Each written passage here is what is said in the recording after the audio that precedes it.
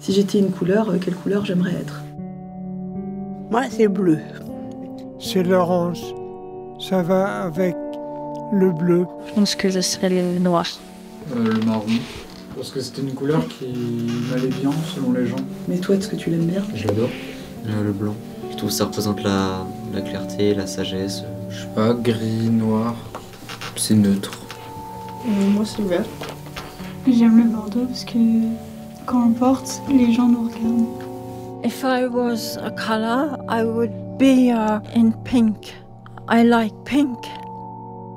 Le rose, c'est formidable. Je sors toujours avec du rose. C'est indispensable. C'est si joli. Si j'étais une couleur, je serais Marie-Ange parce qu'elle est gentille.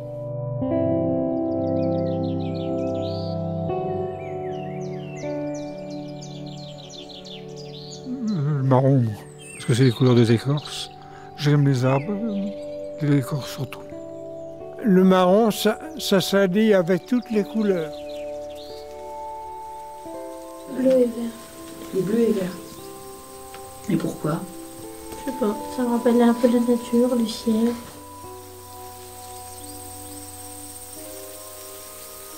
Ma couleur préférée c'est le vert, mais pourtant, ma saison préférée, elle, c'est l'automne. C'est étrange.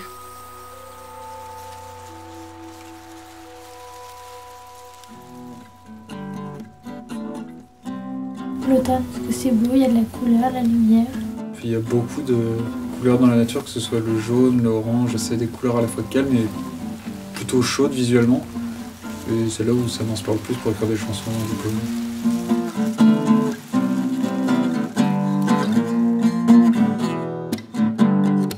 Moi, je dirais l'hiver. C'est la période où tu te construis le plus, enfin tu te construis avec ce qu'il y a autour. T'es déprimé de tout et pourtant tu restes en vie parce que t'as pas le choix d'être en vie. Ouais, c'est la saison qui, pas la plus belle, mais la plus forte, je dirais.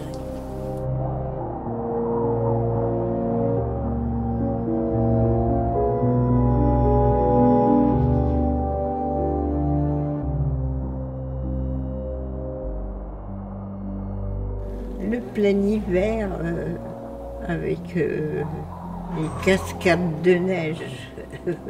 C'est beau, mais c'est trop froid. Et toi, Claude, si t'étais une saison? Oh, le printemps, c'est là que tout fleurit. Hein. Parce que c'est la renaissance des choses. Moi, je trouve ça beau. J'aime bien le printemps parce qu'il est modéré. J'aime le printemps, car j'aime ce qui n'est pas délimité. L'été, parce que l'été, c'est là qu'on trouve le plus de fruits. L'été, et beaucoup de soleil. Je trouve que ça met de la bonne humeur. J'aime bien le cheval. Je sais monter, oui. Alors, et si j'étais un animal? Un golden retriever. Tout le monde me dit que tu sais l'animal vraiment. Tu ressembles à un chien. Moi, je le prendrais mal. Bah écoute, es un je l'ai chien. toujours bien pris. Un canard. Parce que ça vole, ça nage, ça court, ça sait tout faire. Ou un ornithorynque. C'est un truc, il fait 2 mm, il résiste dans le vide intersidéral, il résiste au feu, c'est stylé mais je sais plus comment ça s'appelle. Une tigresse. Parce que j'ai la force d'une tigresse. Moi, je serais une loutre, parce que c'est mon animal de totem. Genre, des psychopathes. la loutre. Non, mais c'est trop mignon, je trouve ça... genre, c'est apaisant à regarder. Mon animal préféré à moi, c'est le tanuki. C'est bizarre comme animal. On dirait un chien, un chat et un raton laveur à la fois.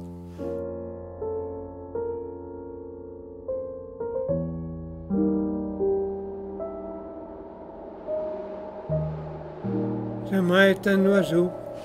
C'est presque miraculeux, un oiseau qui vole. C'est formidable. C'est merveilleux, un oiseau. Il vole, fait des pirouettes dans le ciel et retombe sur la branche.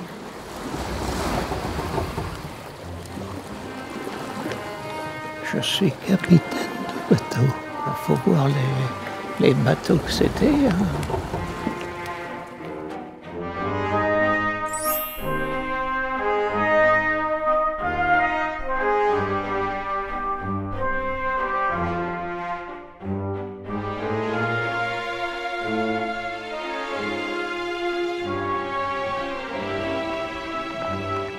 J'aime bien être en sirène pour nager avec les dauphins.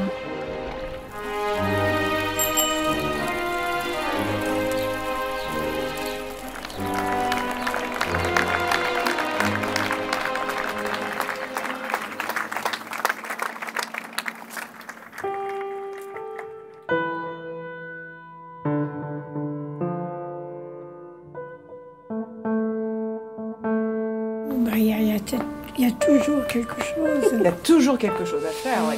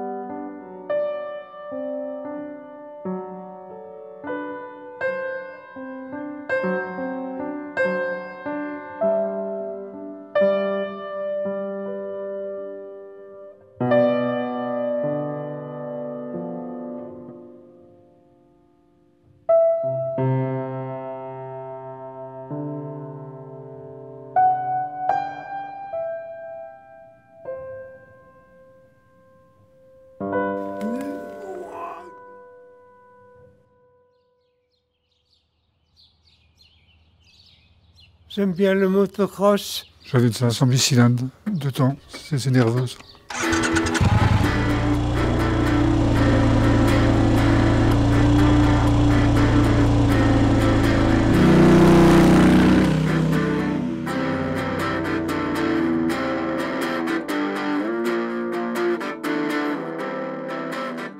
Si j'aurais un super pouvoir, je choisirais celui d'être omniscient. J'aimerais être transparent, invisible, pour pouvoir écouter tout ce qu'on pense de moi. On saurait plein de choses comme ça.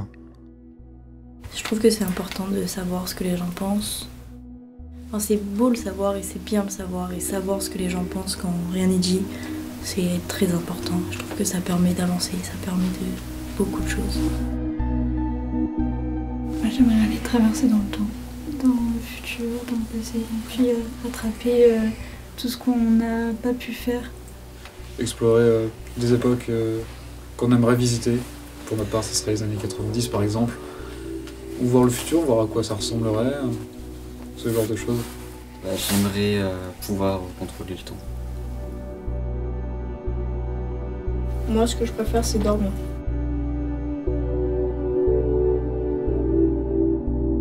Moi, je m'appelle Banane. J'ai 19 ans. Mon métier, c'est chasseur de radiateurs en herbe.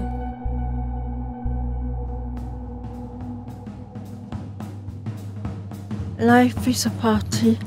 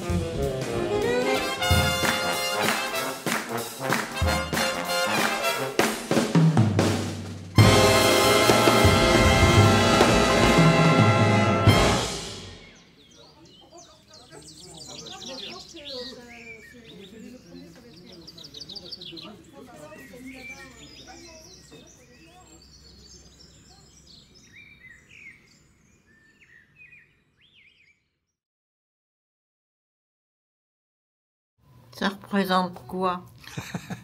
C'est une caméra? C'est une caméra à laquelle je vais dire quelques mots On a fait un premier film qui a très bien marché et qui a répondu à toutes nos attentes, et notamment aux attentes des résidents, qui étaient de participer à un projet de qualité et de pouvoir s'exprimer devant la caméra. Certains d'entre eux en avaient rêvé et n'avaient jamais eu l'occasion de le faire, et les résultats étaient incroyables. Et l'une des premières choses que l'on s'est dit à ce moment-là, ça serait bien de recommencer, et pas forcément avec les mêmes résidents. Je m'appelle Yves, j'ai un prénom qui me convient. Il y a des résidents qui vivent là et qui sont peu sollicités ou moins sollicités sur des projets d'envergure comme ça, des projets un peu culturels. Mon nom, c'est Joanne. Donc c'était l'occasion de faire un film avec eux. Je m'appelle Antonia. Je sais faire manger, je sais faire la cuisine. Que c'est aussi des activités qui sont pour eux. J'ai fait un papillon de Mandela. Et puis de prouver à tous les gens qui verront ce film qu'il peut y avoir du plaisir dans les structures pour personnes âgées. J'ai envie de rigoler. Mais oui, je le vois ça. Ah bah oui. Je m'appelle Marie-Ange. Je sais faire la cuisine. Je sais faire la vaisselle. Balayer. Laver par terre. Et c'est tout. Un projet comme ça, c'est pas rien, ça coûte de l'argent. Josiane, t'aimerais voir à travers les murs? Oui. Ah bah oui, c'est génial. C'est beaucoup d'heures de travail. Il faut aller chercher les partenaires. Alors on avait la chance d'avoir les partenaires du premier projet qui étaient partie prenante pour un deuxième. L'ARS, dans le cadre de projets du dispositif Culture Santé, Normandie Images, le luxe. Oh, il lui fait un bisou. Oui. Bah ouais, fais des sourires. T'as vu, regarde, il rigole. Regarde, il rigole. Oh bah oui, il est content. Oh là là, je le reprends. Les familles ont été partie prenante. Ils ont ramené des objets appartenant à certains d'entre eux pour servir de décor. Ça, ah ouais, là, faut pas te la faire. Tiens, regarde, il y a l'autre.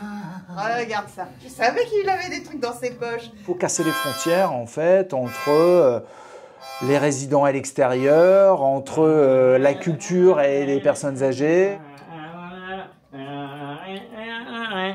C'est écrit au départ et puis finalement on se laisse porter, on se laisse aller pour voir jusqu'où on est capable d'aller avec eux.